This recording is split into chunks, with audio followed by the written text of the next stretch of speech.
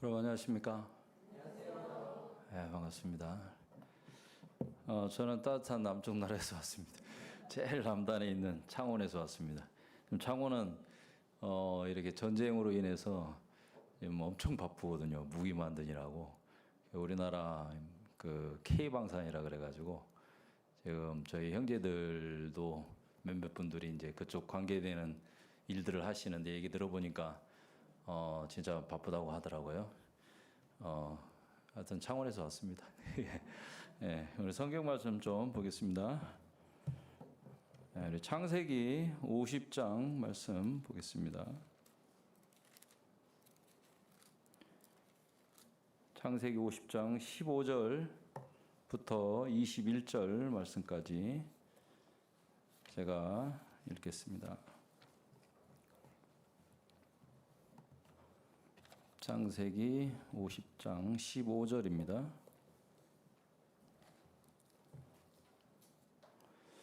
다 찾으셨으면 제가 읽겠습니다.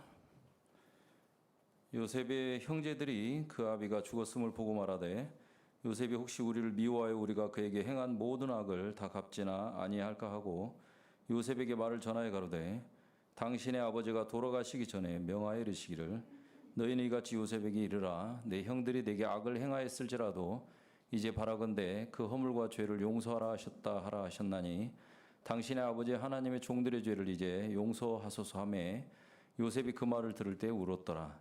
그 형들이 또 친히 와서 요셉의 앞에 엎드려 가로되 우리는 당신의 종이니이다. 요셉이 그들에게 이르되 두려워 마소서 내가 하나님을 대신하리이까 당신들은 나를 해하려 하였으나 하나님은 그것을 선으로 바꾸사 오늘과 같이 만민의 생명을 구원하게 하시려 하셨나니 당신들은 두려워 마소서 내가 당신들과 당신들의 자녀를 기르리다 하고 그들을 간곡한 말로 위로하였더라. 21절 말씀까지 읽었습니다. 제가 어떻게 그 파주까지 와가지고 여러분들 이렇게 함께 말씀을 나눌 수 있어서 너무 이렇게 감격스럽습니다. 제가 이제 그 2019년도에 러시아에 있다가 너무 제가 이제 한계가 와가지고 그냥 도망와 버렸어요. 한국으로. 그래가지고 직장을 잡았는데 직장 생활을 이제 제가 이제 그 이제 시외 고속버스 운행을 이제 했었어요. 그래가지고 예전에 우리가 코스가 이제 군산에서 출발해가지고 요 앞에 이제 의정부까지 이제 왔다 갔다 이제 이렇게 다녔는데 그 제가 이제 창원에서 이제 오다 보니까 낯익은 길이 이게 보이더라고요. 의정부 그 이제 IC로 나가는 그 길이 예전에 진짜 그 출퇴근이나 뭐 평상시도 그렇지만은 굉장히 이렇게 그 이제 차량이 이제 복잡한데 하여튼 목숨 걸고 이제 다녔거든요. 그래서 이제 그 생각이 나는데 이곳에 와서 이렇게 여러분들 하나님 말씀을 이렇게 같이 나눌 수 있어서 저에게는 진짜 이렇게 좀 감격스럽고 참 오래 살아봐야 되겠다. 이제 앞으로 하나님이 또 어떤 일들을 이렇게 하실지 기대가 되고 네, 그렇습니다. 이렇게 우리가 그 저희 이제 창원 구역에 저희 창원 교회하고 이제 한 40분 가면 그 의령이라는 동네가 나옵니다. 여러분 그 의령 들어봤습니까? 그 의령에 가보면 거기에 고 이제 삼성 호암 이병철 회장님의 생가가 있어요. 그래서 이제 풍수지리학에 보면 그쪽 그 생가 거기가 이제 부자들이 나는 그런 이제 풍수지리를 갖고 있다. 그래가지고 이제 거기서 진짜 그 유명한 삼성 그 회장님이 거기서 이제 출생을 하셨어요. 근데 이제 제가 이제 그 의령을 한 번씩 이제 이렇게 가거든요. 뭐 집회 때도 한 번씩 가고 이렇게 가는데 거기 보면 동네가 그냥 촌동네예요. 발전이 거의 안 돼 있어요. 야, 이 생각을 하면 아니 여기 그 삼성 회장님이 태어나신 곳인데 어찌 이렇게 동네가 후지지? 그런 생각이 들 정도로 동네가 그래요. 근데 이제 우리가 이제 여러분 아시다시피 그 LG 회장님 되는 구인회 회장님 그 고향이 진주거든요. 그래서 이제 그 애착이 있잖아요. 고향에 대한 애착이 있기 때문에 이제 그 구 회장님은 그 진주에다가 그 연암공업대학교를 이렇게 신설을 설립을 하시고 굉장히 많이 이제 자기 고향이니까 많이 투자를 하시고 이렇게 잘 살도록 그렇게 이제 하셨거든요. 그리고 여러분 잘 아시는 것처럼 제가 이제 김천에 있을 때 이제 구미가 바로 옆에 있거든요. 그래서 구미에 가 보면 또 박정희 대통령 생가가 있어요. 박정희 대통령께서 그 구미의 고향에다가 구미공단을 또 짓고 또 이제 구미 전자고등학교를 지어가지고 그 외에 뭐 많은 것들을 이렇게 투자를 하셔가지고 구미가 엄청나게 발전이 됐거든요. 근데 제가 이제 김천에 있을 때 얘기를 들어보면 김천이 구미보다 훨씬 컸대요, 옛날에는. 그러니까 김천이 이제 중심이었고 구미는 그냥 작은 그냥 시골 동네였대요. 근데 박정희 대통령께서 대통령을 하시면서 구미에다가 뭐 엄청나게 이제 하여튼 잘 살 수 있도록 그렇게 해주신 거죠. 그러니까 이제 자연스럽게 이제 자기 이제 고향이니까 애착이 가서 그렇게 하는 게 이제 당연하다는 거죠. 이제 근데 그래서 이제 그 이건희 회장님도 이제 의령에 가보니까 너무 이제 낙후돼 있는 거죠. 그래서 큰 기업체 회장님이 되고 난 다음에 그 고향이 좀 잘 살게 좀 해주고 싶은 거예요. 그래가지고 이제 한 번은 이제 동네 사람들한테 이곳에다가 의령 땅에다가 내가 에버랜드를 짓겠다. 또 이제 반도체 공장을 설립하겠다. 그렇게 이제 선언을 했거든요. 그러면 의령 그 군민들이 어떻게 하겠어요? 막 박수를 치고 환호를 하면 대환영을 하면서 그죠? 야, 진짜 우리가 이병철 회장님 덕을 본다고 이제 우리는 떼부자 됐다고 이제 그렇게 해야 되는데 그게 아니고 데모를 하는 거예요, 데모를. 예? 아니 무슨 짓을 하려고 그러냐. 우리가 지금 조상 대대로 지금까지 농사지은 이 땅을 다 갈아엎고 여기다 공장 세우면 우리는 앞으로 뭐 먹고 사냐. 이제 그렇게 하면서 집단으로 반발을 한 거예요. 그게 너무 거세게 이제 반발을 하다 보니까 이제 그때 이제 고 이병철 회장님의 아들 이건희 이제 회장님이고 그 손자 이재용 그 회장님 마음에 하나 결심이 쓴 거예요. 그게 뭐냐면 내가 의령을 향해서 쳐다보지도 않겠다. 완전히 이제 손절을 해버린 거예요. 이 의령 군민들이 하는 것을 보니까 너무 거세게 반발을 하는 거예요. 자기네들 잘 살게 해주려고 그렇게 하는데 그러니까 막 아예 그냥 막 질려버린 거예요. 이제 삼성가야 가족들이 의령 사람들에 대해서 마음이 그냥 탁 닫혀버린 거예요. 그래 시간이 흘러가지고 2010년도가 됐어요. 그때가 무슨 해냐면 이병철 회장님 탄생 100주년 기념 행사가 있었어요. 근데 이제 의령군에서 막 준비를 했는데 삼성가 사람들은 코빼기도 안 보이는 거예요. 그래가지고 이제 또 뭐 섭섭하다. 우리가 이렇게 준비를 했는데 아무도 쳐다보지도 않고 오지도 않는다 하면서 막 그래 이제 했다는 거예요. 그래 이제 이 사람들이 이제 보면 참 이렇게 굉장히 이렇게 어리석은 거예요. 그래 여러분 지금 그 의령 땅에다가 만약에 에버랜드가 세워지고 반도체 공장이 세워졌으면요 의령 사람들은 돈방석에 앉아가지고 그 땅값이 천정부지로 올라가고 또 이제 그 어떤 지역에 공장이나 이런 큰 이제 어떤 시설물이 세워지면 그 지역 사람들을 프로테이지로 따져가지고 몇 프로는 의무적으로 그 지역 사람들을 취업을 시키도록 그렇게 돼 있어요. 그러니까 그 의령의 에버랜드 그 여러분 그 애들 놀이공원 이제 그런 거잖아요. 그게 그냥 농사만 짓던 그 땅에다가 에버랜드가 세워지고 반도체 공장이 세워지면요, 이거는 진짜 상상을 초월하는 의령 그 군민들이 진짜 말 그대로 떼부자가 되는 거예요. 벼락부자가 되는 거예요. 근데 그걸 거부하고 조상 대대로 농사 짓는 이 땅을 뺏으려 한다고, 우리는 뭐 먹고 살라고 이 땅에다가 공장을 짓냐, 이제 그랬다는 거예요. 그러니까 여러분 생각해봐도 되게 어리석죠? 진짜 바보 같죠?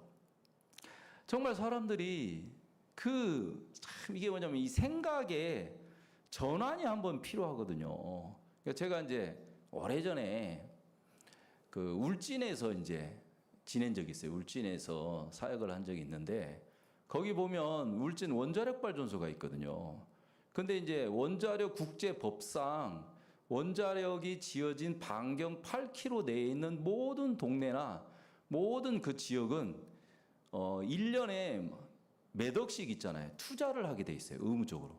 그래가지고 돈이 남아돌아가지고 이제 원자력의 8km 되는 반경 내에 있는 모든 동네나 모든 시설물에 일부러 있잖아요. 돈을 써야만 되거든요. 의무적으로.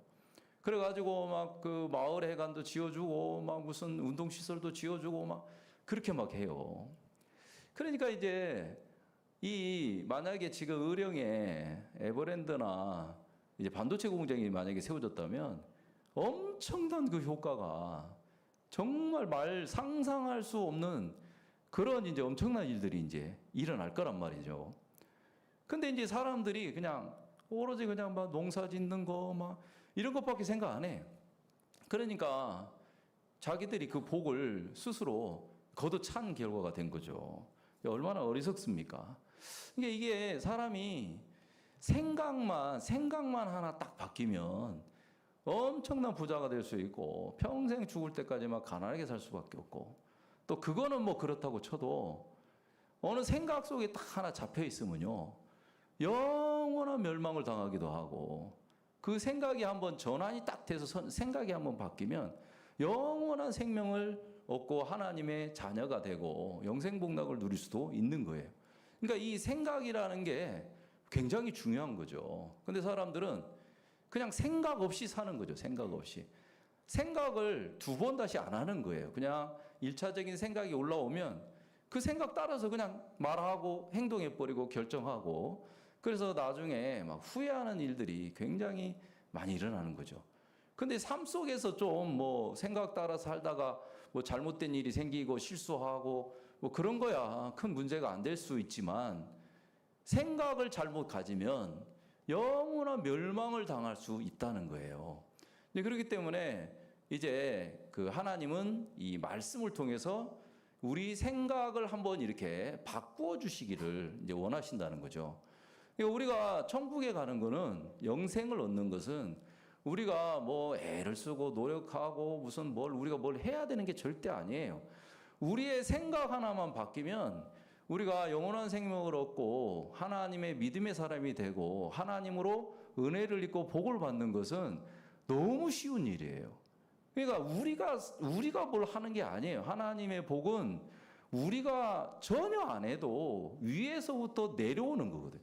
하나님의 은혜를 입기 위해서 우리가 뭘 막 하려고 애를 쓰거든요. 교회 열심히 다니려고 하기도 하고, 또 은혜를 입기 위해서 뭐 예수님을 막 열심히 믿고, 또 뭐 하나님 말씀대로 살려고 애를 쓰고.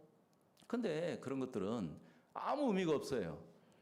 여러분, 정말 우리가 하나님의 은혜를 입는 것은 말 그대로 하나님께로부터 이 은혜가 우리에게 내려오는 것이지, 우리가 가만히 아무것도 안 해도 하나님의 은혜를 입을 수 있는 우리 마음의 위치에 있기만 하면 하나님의 은혜는 저절로 내려오고 하나님의 복은 저절로 내려오는 거예요. 근데 이제 우리가 이제 그런 성경 속에서 그런 길이나 방법을, 하나님의 은혜를 입고 하나님의 복을 받을 수 있는 길이나 방법을 모르기 때문에 그냥 1차적인 어떤 생각 속에 우리가 빠져가지고 영원한 멸망을 당하는 그런 안타까운 일들이 참 많다는 것이죠. 오늘 제가 이제 좀 그런 부분을 놓고 좀 여러분하고 잠깐 좀 이야기를 하려고 합니다. 그래서 우리가 성경은 이제 그런 부분에 대해서 굉장히 많은 부분의 이야기를 이제 하고 있습니다. 우리가 이제 여러분 이렇게 잘 아시는 것처럼 그 열왕기하 5장에 보면 아람 장군 문둥병 나아만 장군이 나옵니다. 그 나아만 장군의 이야기를 봐도 그런 부분에 아주 잘 설명해 주고 있어요. 그래서 우리가 이제 열왕기하 5장을 잠깐만 이제 보겠습니다. 열왕기하 5장 1절부터 우리가 이제 보면요. 아람 왕의 군대 장관 나아만은 그 주인 앞에서 크고 존귀한 자니 이는 여호와께서 전에 저로 아람을 구원하게 하셨습니다. 그랬거든요. 저는 큰 용사나 문둥병자더라 그랬습니다. 그러니까 이제 뭐냐면 이 아람 장군은 이제 큰 용사고 정말 위대한 사람이고 정말 아람을 구원한 엄청난 그런 장군인데 문둥병이 걸려 있다는 거죠. 근데 이제 이스라엘에서 처녀 하나가 이제 어린 소녀 하나가 이제 포로로 잡혀와 가지고 이 집안에 이제 시녀로 이제 팔렸죠. 이제 이렇게 들어갔죠. 근데 이제 가만히 보니까 이 문둥병 우리 이스라엘의 엘리사 앞에 가면 이거 뭐 너무 간단하게 쉽게 이거는 고칠 수 있는 건데. 그래서 이제 그 얘기를 이제 하니까 이제 이제 아람 이제 장군인 이 나아만이 움직이기 시작했어요. 그래가지고 이제 야 문둥병을 낫게 해준다니까. 지금은 교통이 발달해서 뭐 쉽게 갈 수 있지만 이제 아람에서 이제 이스라엘까지 이렇게 가는 게 쉽지 않단 말이죠. 근데 문둥병을 낫겠다는 막 그 희망을 하나 가지고 간 거예요. 근데 이제 막상 이제 딱 가서 보니까 이제 엘리사를 얼굴도 못 보겠는 거라. 막상 가서 보니까. 그러면서 이제 엘리사가 보낸 사환 한 사람이 나와가지고 이제 이 나아만 장군한테 하는 얘기가 뭐라고 이제 합니까? 여기 보면 9절에 보니까 나아만이 이에 말들과 병거들을 거느리고 이르러 엘리사의 집 문에 선이 그랬거든요. 자, 그러면 이 엘리사의 생각에는 이제 엘리사가 나와가지고, 그죠? 이제 이렇게 할 거다. 이렇게 생각을 했다는 것이죠. 그 뒤에 보면, 자, 11절에 보니까 나아만이 노하여 물러가며 가로되 내 생각에는 저가 내게로 나와 서서 그 하나님 여호와의 이름을 부르고 당처 위에 손을 흔들어 문둥병을 고칠까 하였도다 그랬습니다. 그러니까 뭐냐면 나아만은 이제 엘리사 앞에 딱 올 때 이제 이 생각을 가지고 엘리사를 만나러 왔다는 거예요. 그 이해가 되시죠? 그러니까 이제 표면적으로 볼 때는 엘리사가 지금 그 나아만 장군이 무슨 생각과 무슨 마음을 가지고 오는지를 모르는 거죠. 아, 그냥 계집종의 얘기를 듣고 엘리사를 만나서 이 문둥병을 고치려고 하는 이제 모습 속에 이제 엘리사를 만나러 가는구나. 이렇게 생각을 사람들은 이제 하죠. 그렇지만 실제로 그 나아만 장군의 마음 안에는 이 생각이 딱 자리 잡고 있는 거예요. 그죠? 엘리사가 이제 내가 엘리사를 만나면 엘리사가 나를 그래도 장군이잖아. 아람 왕의 그죠? 그 아람 나라를 대표하는 큰 장군인데 그럼 엘리사가 탁 나와 장군이시여 여기까지 이렇게 어려운 걸음하셨습니다 하면서 영광입니다 하면서 막 그죠? 그 예의를 막 갖추고 잘 오셨습니다. 제가 하나님의 능력으로 이제 장군님의 이 문둥병을 깨끗하게 낫게 해주겠습니다. 그러면서 이제 하나님의 이름을 부르고 막 당처 위에다가 손을 막 흔들면서 문둥병을 고쳐주겠지 그런 생각을 가지고 엘리사 앞에 온 거예요. 이해가 되시죠? 자, 그런데 자기 생각하고 엘리사가 지금 맞게 했습니까? 다르게 했습니까? 다르게 한 거예요. 그러니까 열 받아요, 안 받아요? 내가 장군인데 엘리사가 지가 뭔데 코빼기도 안 보여. 이제 그러면서 사환 하나 보내가지고 뭐라고 틱하고 이제 사환이 들어가냐면 여기 10절에 보니까 엘리사가 사자를 저에게 보내어 가로되 너는 가서 요단강에 몸을 7번 씻으라 네 살이 여전하여 깨끗하리라 그러는 거예요. 그러니까 기껏 딱 그 이제 사자 이제 종놈 하나 보내가지고 우리 저기 엘리사께서 말씀하시는데요 장군님 저 요단강 가서 7번 몸을 씻으면 낫는다 그랬어요. 이상 끝? 딱 들어가 버려. 그 어이가 없는 거예요. 엘리사 이제 이 나아만 장군 너무 어이가 없는 거예요. 아니 세상에 너무 기분 나쁘고 자존심 상하고 자기 생각하고 너무 안 맞는 거예요. 근데 그러니까 막 화가 나가지고 여기 이제 12절에 보니까 다메섹강 아마나와 바르바른 이스라엘 모든 강물보다 낫지 아니하냐. 내가 거기서 몸을 씻으면 깨끗하게 되지 아니하랴 하고 몸을 돌이켜 분한 모양으로 떠나니 그러거든요. 그러니까 이제 이 나아만 장군의 마음 안에 이런 생각들이 다 자리 잡고 있는 거예요. 그러니까 아니 왜 하필 내가 좋다 씻는다. 그런데 왜 그 요단강 여러분 요단강 건너가 만나리 그 요단강 기분 나쁜 거예요. 아니 이렇게 많고 좋은 강이 많는데 다메섹강 아마나 바르바른 이스라엘 모든 강보다 낫지 이렇게 이스라엘에서 이렇게 좋은 강물이 있는데 거기 가서 씻으라고 하지 않고 무슨 요단강 가서 씻으라고 하냐. 그러니까 이제 엘리사가 생각하는 거하고 이 나아만이 생각하는 게 이제 차이가 나는 거죠. 그러니까 이 생각의 차이가 있는 거예요. 그러니까 엘리사는 하나님께로부터 나아만 장군이 요단강에 7번 가서 몸을 씻으면 낫는다는 그런 하나님께로 받은 그 마음이 있단 말이죠. 그러니까 하나님이 주신 생각이나 하나님이 나아만 장군을 낫게 하는 방법이 있단 말이죠. 그게 요단강에서 7번 씻으라는 거예요. 근데 이제 문제는 이제 뭐냐면 이게 이제 문제는 여기서 문제가 생기는 거지. 이 나아만 장군은 자기만의 생각이 있고 자기만의 방법이 있는 거예요. 그러니까 이제 사람들이 여기서 이제 하나님과 우리 인간의 어떤 그 관계 속에서 가장 큰 문제가 이런 문제가 있는 거예요.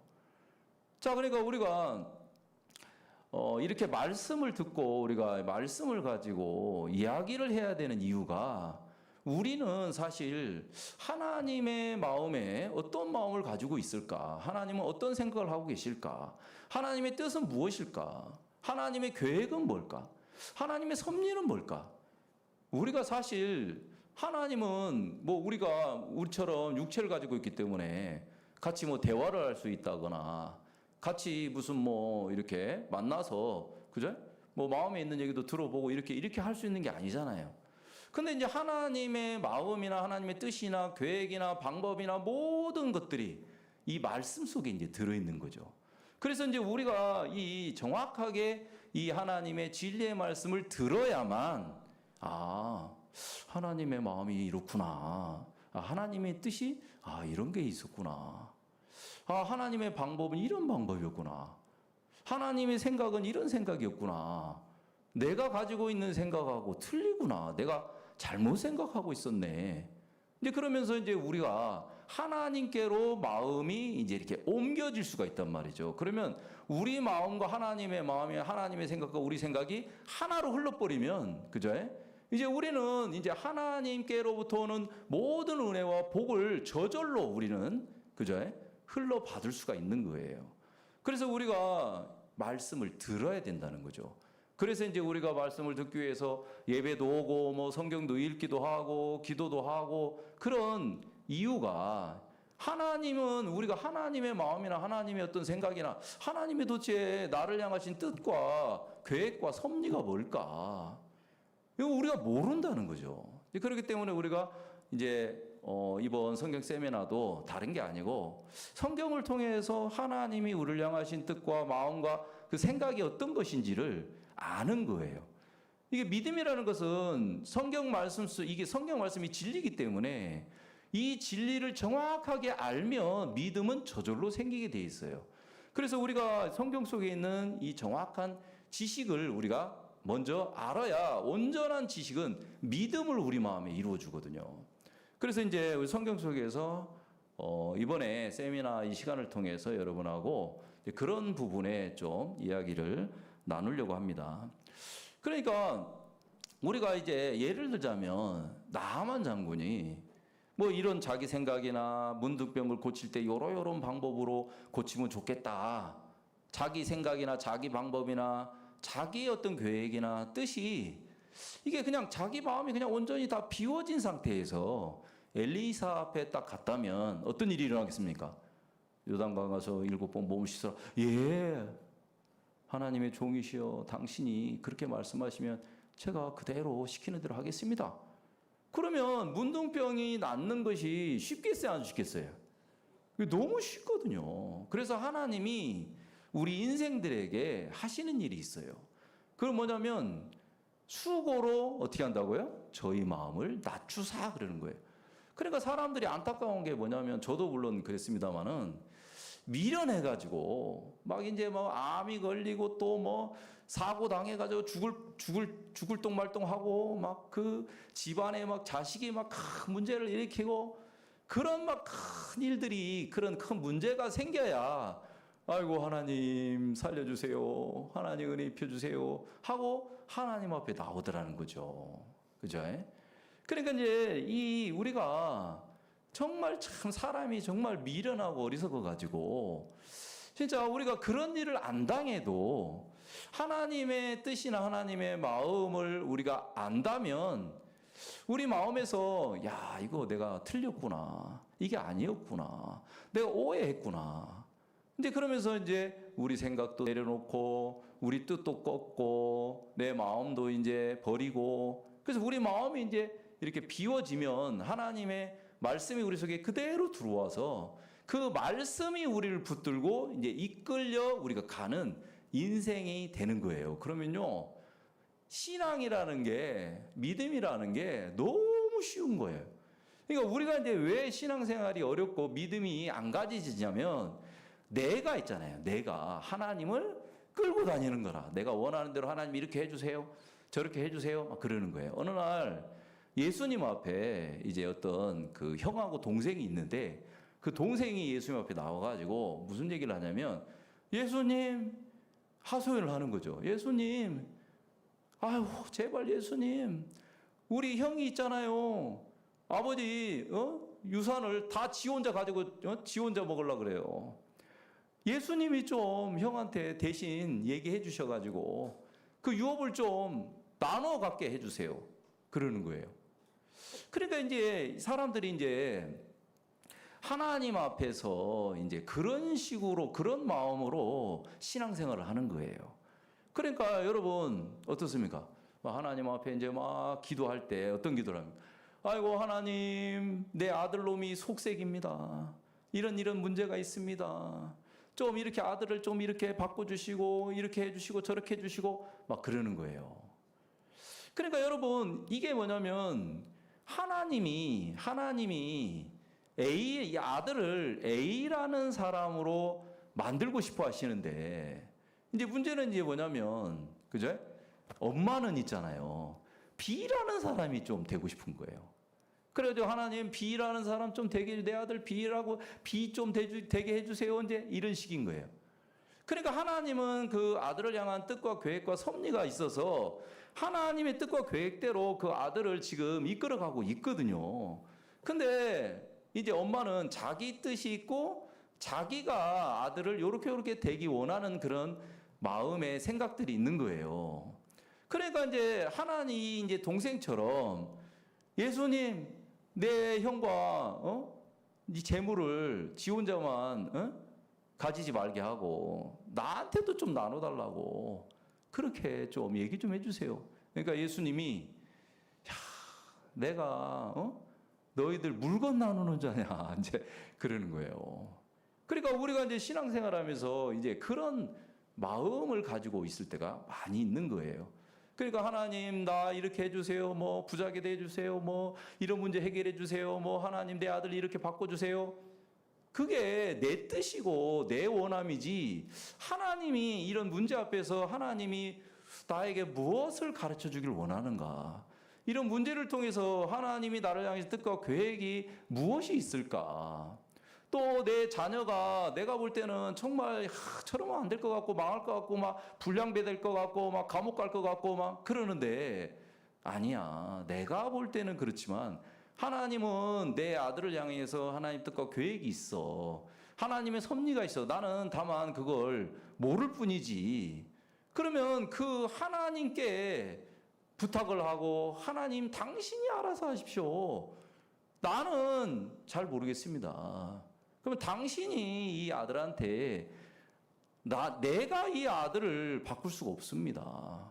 그러면 하나님이 이 아들을 바꿔주십시오. 당신의 선하신 뜻대로 내 아들을 이끌어 주십시오 하고 하나님께 맡기는 그것이 이제 하나님을 믿는 마음인데 하나님을 못 믿은 거예요. 그러니까 내가 막 하나님 이렇게 해주세요, 이렇게 해서 형 그 유산을 갖다가 나와 나누게 해주세요 막 자기가 주관이 돼서 하나님을 막 끌고 다니는 식이 돼버리는 거예요.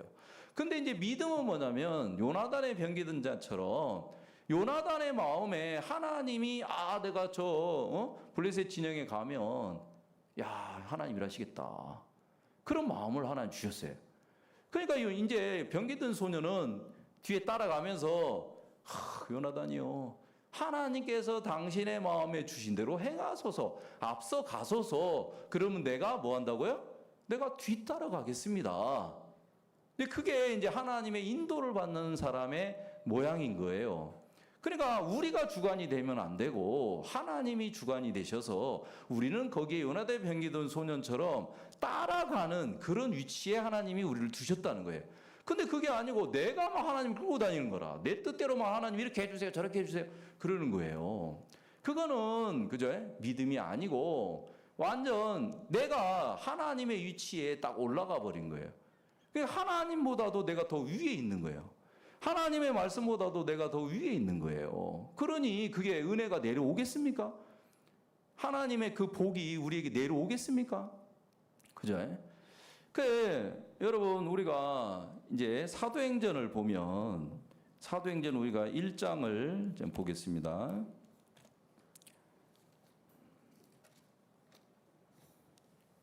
예, 사도행전 1장에 보면 자 이제 이 예수님이 이제 승천하시기 전에 사도행전 1장에 이제 사람들에게 예수님이 약속을 하셨어요. 1장 8절에 보면 오직 성령이 너에게 임하시면 너희가 권능을 받고 예루살렘과 온 유대와 사마리아와 땅끝까지 이르러 내 증인이 되리라 하시니라 그랬습니다. 그러니까 이제 예수님이 야 너희들 내가 이제 올라가면 너희들 성령이 보혜사 성령이 너희들에게 내려올 거야. 그러면 너희들이 성령의 그 권능을 받게 되고 그러면 이제 너희들이 유대와 사마리아 땅끝까지 이르러 내 증인이 될 거야. 그렇게 약속을 하셨어요. 그래서 이제 그 약속을 이제 딱 듣고 사람들이 이제 사도행전 2장에 보면 많은 무리들이 이제 모여서 있었어요. 근데 이제 성령이 사도행전 2장에 이제 성령이 그들에게 내려오면서 120명이나 되는 사람들이 성령을 받고 각 나라 방언으로 막 예수 그리스도를 막 증거하는 일들이 일어나요. 그러니까 사도행전 2장은 굉장히 중요한 이제 역사거든요. 그러니까 성령이 처음으로 임해가지고 이제는 사도행전 2장부터 성령의 역사가 시작되는 장이거든요. 굉장히 중요한 장이에요. 그래서 그 성령이 지금까지 그죠? 힘있게 역사를 해서 우리 안에 여러분들 이제 구원받으셨다면 여러분 안에 성령이 있어요, 없어요? 구원받은 사람들은 이제 사도행전 2장 38절에 베드로가 얘기한 것처럼 죄 사함을 얻으라 그러면 어떻게 한다고요? 성령을 선물로 받으리니 그랬잖아요. 그죠? 그러면 죄 사함을 받은 사람들은 성령이 함께 한다는 거죠. 그러면 그 이제 성령이 이제 이끌어 간다는 거예요. 성령이. 그죠? 그러니까 이제 이 성령을 받았다는 얘기는 뭐냐면 우리가 뭘 하고 우리가 무슨 주관하고 우리 뜻대로 하고 우리 생각대로 가는 그 삶이 끝이 났다. 하나님의 영의 인도함을 받는 그들은 누구라고요? 하나님의 아들이다. 그러니까 이제는 우리가 죄사함을 받고 구원을 받았다는 얘기는 이제는 성령의 이끌림을 받는 삶이 됐다. 이제 그 얘기거든요. 자, 그러니까 이제 이 성령이 임해가지고 이제 이때부터 성령의 역사가 시작되는 거예요. 그래서 이제 베드로, 이제 사도행전 3장에 베드로와 요한이 성전 미문에 앉아있는 안전뱅이를, 그죠? 나는 은과금 없다. 내가 가진 건 아무것도 없지만 예수님의 이름으로 일어나 걸어라. 그러니까 일어나 걷고 뛰고 예수님을 이제, 그죠? 이제 증거를 하는 그런 사람으로 바뀌었어요. 그래서 성령이 누구를 통해서든지 성령이 역사하는 것들을 사도행전은 나타내 주고 있어요. 자, 그런데 이제 이 시간이 이제 쭉 지나가지고 이제 사도행전 7장에 이제 사도행전 7장 그 전에 그 7집사를 이제 뽑는 일들이 있어요. 그래가지고 거기에 성령이 충만한 사람들 7명을 세워가지고 이제 힘있게 이제 복음을 전하는 그런 일들이 있어요. 자, 근데 이제 그 중에서 이제 스데반이 사도행전 7장에 이제 막 힘있게 막 복음을 전하는 거예요. 그래서 구약 성경을 아브라함 때부터 막 쭉 설교를 하는 거예요. 스데반이 이제 그러면서 스데반이 이제 돌로 맞아서 이제 성경에 스데반이 이제 잔이라 그랬거든요. 구원받은 그리스도인에게는 죽음이 없기 때문에 잔다고 표현을 하는 거죠. 그래서 이제 스데반이 이제 그 7장의 이제 끝부분에 스데반이 이제 쉽게 말해서 이제 소천을 하는 거죠. 이제 소천을 했는데 거기에 이제 여기 보면 60절이죠. 7장 마지막 부분에 보면 무릎을 꿇고 크게 불러 가로되 주여 이 죄를 저들에게 돌리지 마옵소서 이 말을 하고 잔이라 그랬습니다. 그리고 바로 이어져 가지고 60절 끝에 사울이 그의 죽임 당함을 마땅히 여기더라 그랬거든요. 그래서 이제 이 8장 1절에 이제 그날에 예루살렘에 있는 교회에 큰 핍박이 나서 사도 외에는 다 유대와 사마리아 모든 땅으로 흩어지니라 경건한 사람들이 스데반을 장사하고 하고 위하여 크게 울더라 그랬거든요. 3절에 보면 사울이 교회를 잔멸할세 각 집에 들어가 남녀를 끌어다가 옥에 넘기니라 그랬습니다. 자, 그러니까 이제 이 사도행전을 보면 놀라운 성령의 역사가 일어나고 있는 거예요. 그러니까 제가 이제 이 성경을 이렇게 보면서 야, 정말 놀랍다.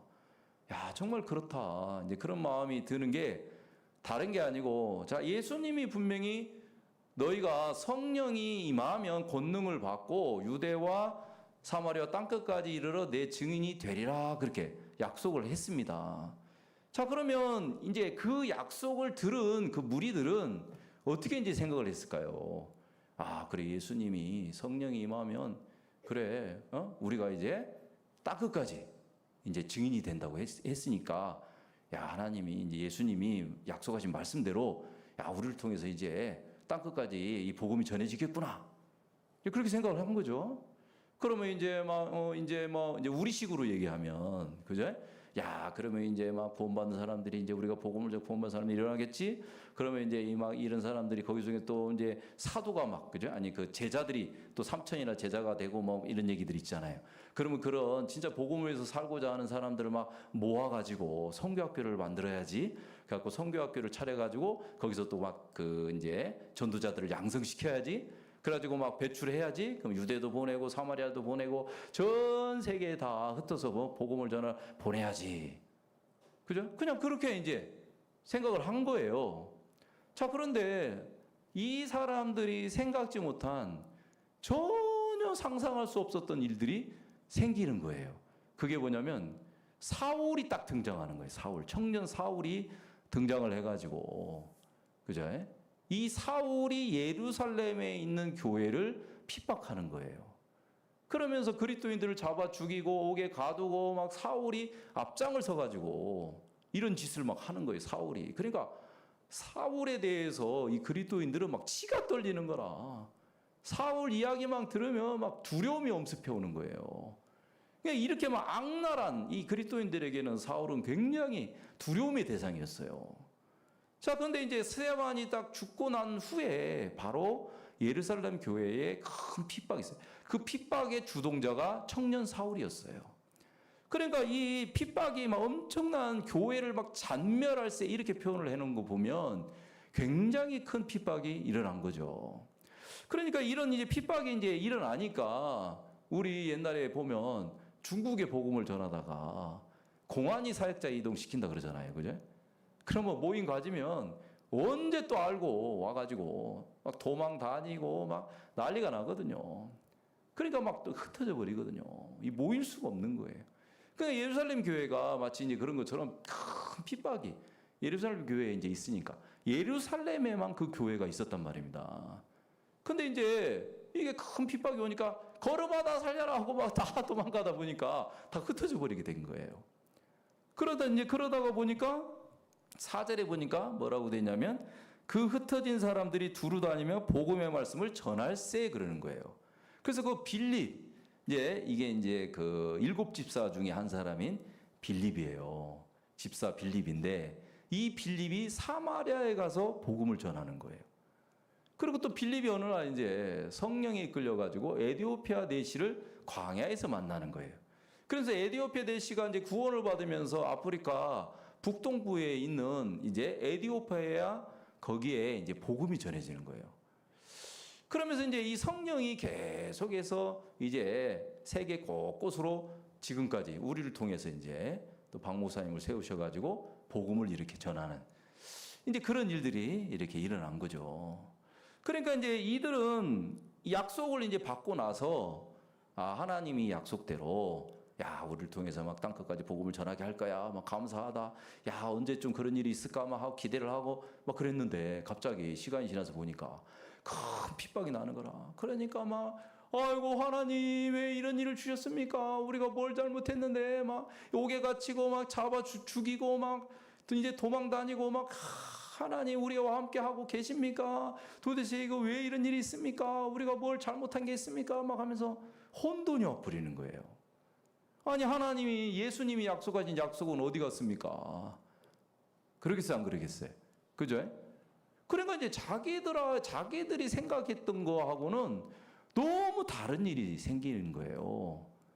근데 이제 사도행전 1장 8절에 예수님이 약속하신 그 약속대로 지금 됐습니까? 안 됐습니까? 예? 됐어요? 안 됐어요? 유대와 여기 보잖아요. 여기 이제 1절에 보면 그날에 예루살렘에 있는 교회에 큰 핍박이 나서 사도 외에는 다 유대와 사마리아 모든 땅으로 흩어지니라 그랬죠. 그죠? 그러니까 이제 뭐냐면 이 핍박을 통해서 다 흩어져 가지고 유대, 사마리아 모든 땅으로 흩어져 가지고 복음을 전하는 거예요. 사도행전 1장 8절의 그 약속대로 이루어졌습니까? 안 이루어졌습니까? 예? 이루어진 거예요. 그래요, 안 그래요? 근데 뭡니까? 하나님의 약속을 이루시는 방법과 이 사람들이 생각했던 약속이 이루어지는 방법이 차이가 있어요, 없어요? 차이가 있는 거예요. 이게 이제 우리 신앙의 문제점이거든요. 그러니까 이제 우리는 어떤 하나님의 말씀을 듣고 하나님 어떤 약속을 줬다. 우리가 이제 그러면 우리 나름대로의 방법이 있고 생각이 있는 거예요.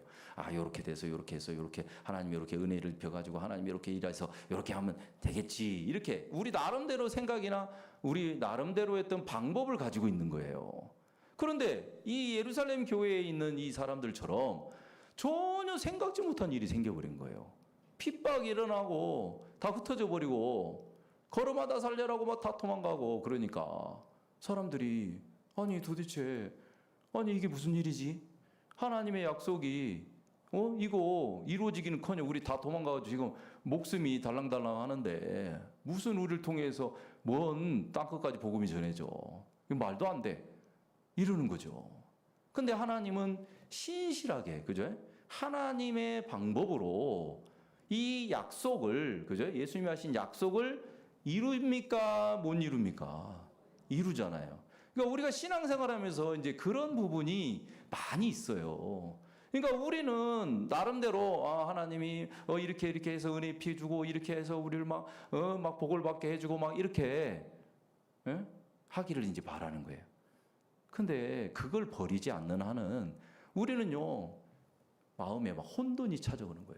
왜 나에게 이런 문제가 생기고, 왜 내 자식에게 막 이런 문제가 생기고, 왜 이름이 어려움이 찾아오고, 왜 형편이 이렇게 안 풀리고 막 그럴까? 그죠? 그거는 내 생각이나 내 방법을 가지고 있으니까 그런 거예요. 자, 그러니까 우리가 이제 박 목사님이 이제 한 번은 어느 나라에 이렇게 가셨는데, 근데 이제 어떤 그 대학교 총장님이 목사님한테 전화가 온 거예요. 그래서 뭐라고 하고 이제 이 사람이 하냐면 내가 목사님을 만나서 진짜 말씀을 듣고 싶은데 목사님 있는 곳까지 가려면 차로 꼬박 8시간을 가야 됩니다. 그럼 내가 지금을 출발하면 목사님한테 갈 수가 있는데 근데 목사님을 못 만나면 내가 다시 돌아오는 게 너무 힘듭니다. 그러니까 목사님이 꼭 저를 좀 만나 주시기로 약속을 하시면 제가 가겠습니다. 좀 힘들어도 네, 8시간 차를 몰고 가겠습니다.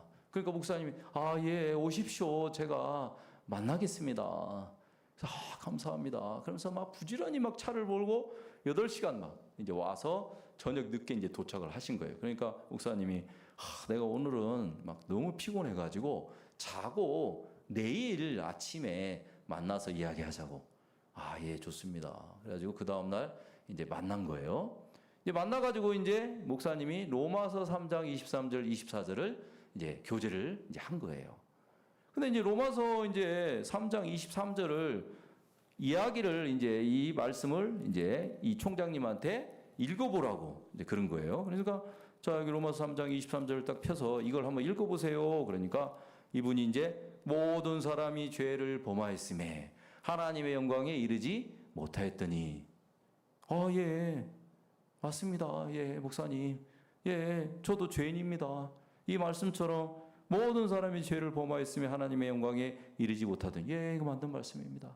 자, 그러면 그 다음 구절을 읽어보세요. 이제 그러니까 이 사람이 그리스도 예수 안에 있는 구속으로 말미암아 하나님의 은혜로 값없이 의롭다 하심을 얻은 자 되었느니라. 이제 그대로 읽었어요. 자, 여기에 뭐라고 총장님 뭐라고 기록이 돼 있습니까? 뭐라고 돼 있습니까? 그러니까 이분이 이제 딱 이렇게 이 성경 24절 말씀을 로마 3장 24절 이 말씀을 보면서 예, 목사님 우리가 열심히 기도하면 죄가 사해진다고 돼 있습니다. 이러는 거예요. 아니 총장님 다시 한번 보세요. 아니 그렇게 안 돼 있어요. 이거 잘 보세요. 뭐라고 돼 있습니까? 예, 우리가 충성하면 죄가 사해진다고 돼 있습니다. 그러는 거예요. 그러니까 너무 어이가 없는 거잖아요. 그죠? 아니 총장님 여기 보십시오. 어디 그런 말이 있습니까? 그리스도 예수 안에 있는 구속으로 말미암아 하나님의 은혜로 값없이 의롭다 하심을 얻은 자 되었다고 했지 않습니까? 그래요? 아닌데 열심히 기도하면 죄가 사해진다고 그렇게 돼 있는 건데요.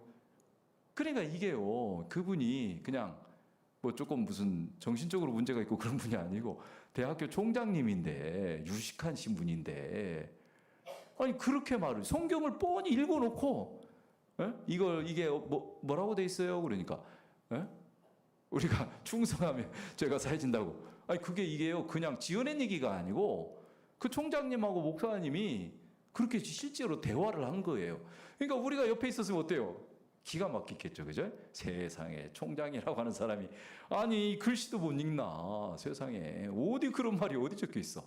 근데 실제로 총장님이 그렇게 얘기를 했다는 거지. 자, 이거는 뭘 얘기하고 있습니까? 그죠? 사람들이 이제 막 술을 많이 마시다 보면 술에 딱 취하잖아요. 그죠? 그러면 정상적인 사리 분별이 안 돼요. 이 판단이 정확하게 안 돼요. 나는 똑바로 걸어간다고 하는데 어때요? 휘청휘청 막 엉뚱하게 걸어가는 거예요. 그래서 자, 운전 측정할 때 자 나와보세요. 자 여기 선 따라 반드시 걸어가 보세요. 그러면 자기는 반드시 걸어간다고 지금 걸어가고 있는데 남들이 볼 때 어때요? 막 왔다리 갔다리 막 이제 그래 이제 휘청휘청 걸어가는 거죠. 그러니까 술에 취하면 정상적인 어떤 사고나 판단이 안 되는 거예요. 자, 그러면 또 마약에 취해도 그렇고 게임에 취해도 그렇고 그죠?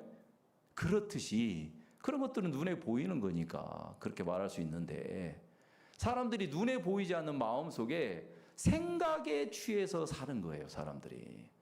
그러니까 이 총장님이 그래 막 열심히 기도하면 죄가 사해져. 열심히 충성하면 죄가 사해져.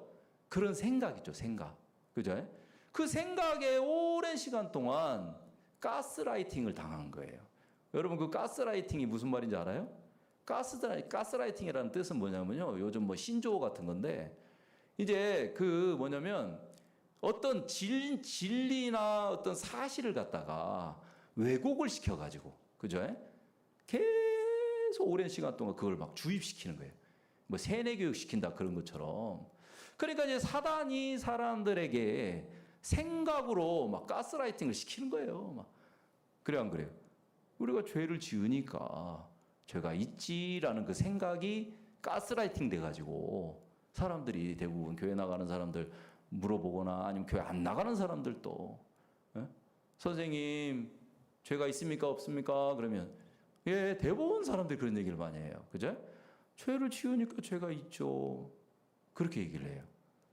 자, 그게 맞는 얘기 같이 보이죠. 그렇지만 성경은 뭐라고 합니까? 우리는 원래 아담 안에서 출생했기 때문에 죄인으로 태어나서 죄를 짓는 거다. 성경은 그렇게 얘기를 하고 있잖아요.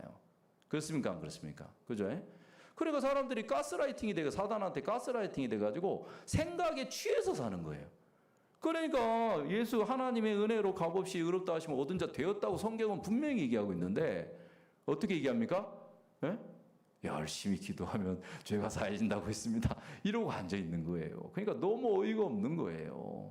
그러니까 많은 사람들이 사단에 주는 그 생각 속에 취해서 사는 거예요. 그러면 우리가 구원 안 받은 사람들, 그냥 마음에 죄를 사함받지 못한 그런 사람들만 우리가 그렇게 하냐? 안 그런 거예요. 구원받은 사람들도 마음속에 있잖아요. 그런 어떤 사단의 준 생각 속에 막 찌들려 가지고 있잖아요. 살아가는 그런 그리스도인들도 있는 거예요. 그러니까 여러분, 그래서 우리가 이제 하나님의 방법은 예수 그리스도를 통해서 십자가에서 단번에 우리 죄를 사하는 것이 우리의 죄를 사하는 방법이라면 하나님의 방법이라는 거죠. 근데 우리는 어때요? 우리 인간에게는 또 인간 나름대로의 죄를 사하는 방법이 있어요. 그래서 막 열심히 교회 다니면 죄가 사해지겠지. 막 열심히 막 죄를 낱낱이 고백에 회개기도 하면 사해지겠지. 그죠? 하나님 말씀대로 막 선하게 살면 사해지겠지. 그런 생각을 자기 나름대로의 방법을 가지고 사니까 하나님의 말씀이 믿음으로 마음에 올 수가 없는 거예요.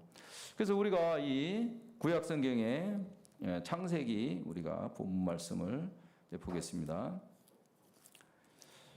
자, 이제 여기 보면 그죠?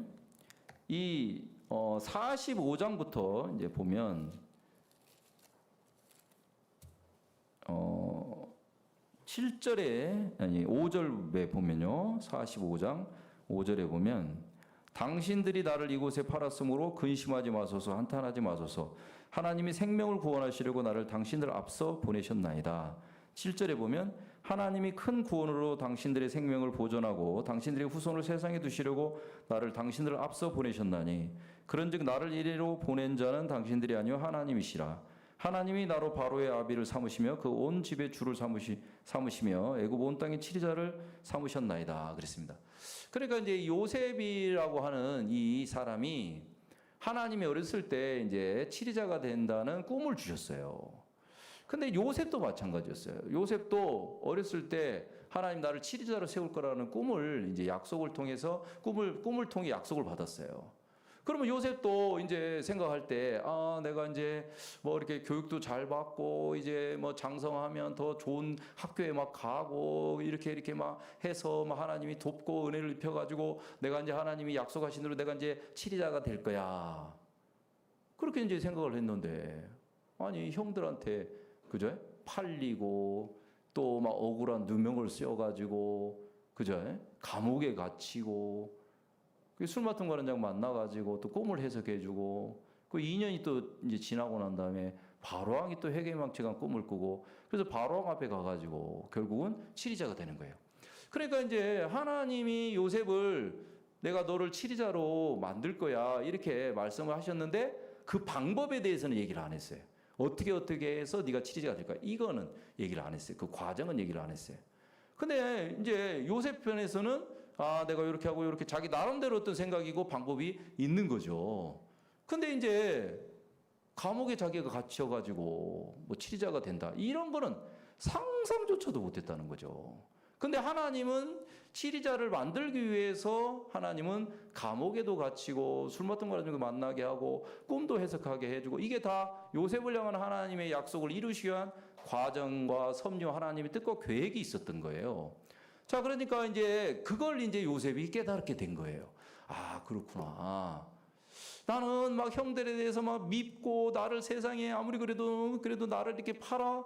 내가 막 또 그 보디발의 안에 있잖아요. 아니 그 XX가 이제 그러면서 아니 내가 무슨 짓을 했다고 나를 이렇게 뒤집어 씌워가지고 지가 나 강간하려고 그랬지. 내가 무슨 강간? 와 억울하다 억울해 막 감옥에 갇혀가지고 술 맡은 거 하는 장 이렇게 꿈 해석해 주면서 이렇게 나가면서 아이고 나는 여기 있을 사람이 아니에요. 나를 좀 잘 좀 얘기해 주세요. 그랬잖아요. 근데 이제 그런 과정을 통해서 이제 요셉이 깨달은 게 있었어요. 아 그렇구나. 하나님의 모든 것이 다 뭐 한다고요? 합력해서 하나님의 선을 이루셨구나. 하나님이 나를 감옥에 두신 그런 하나님의 섭리와 계획과 뜻이 있었구나. 야 이거는 형들이 한 게 아니구나.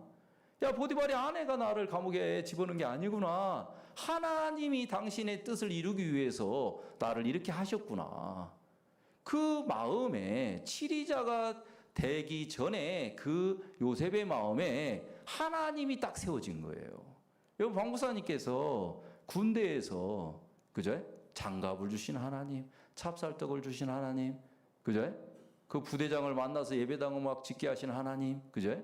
그래서 제대를 딱 하고 나서 목사님 마음에서 야 내가 이런 하나님이라면 예? 어떻게 한다고요? 사라 사막에 가서도 내가 아무것도 없이도 내가 살겠다.